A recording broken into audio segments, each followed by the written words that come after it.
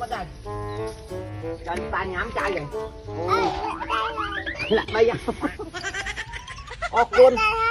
mà ai nào nào làm việc thiên à đây ôm ngày ní ôm mà chúng ta chơi chiều mới lục tà ôm mà chúng ta chơi cặp chúng ta chơi vô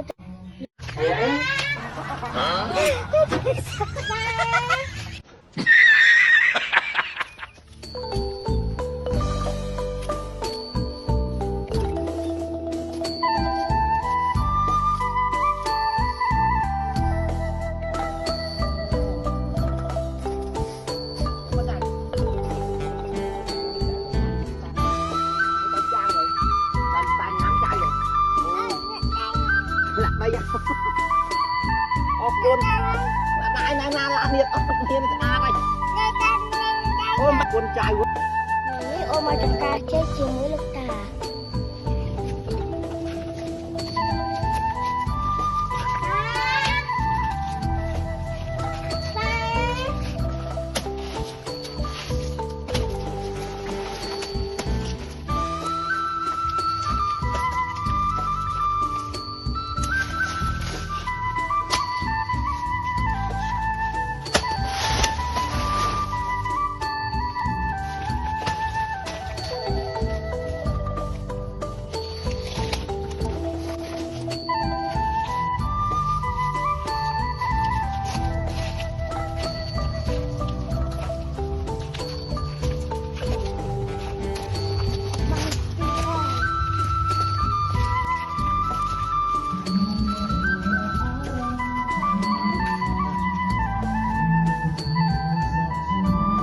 chơi mình sẽ ban má không? chơi mà sát ban pi pòn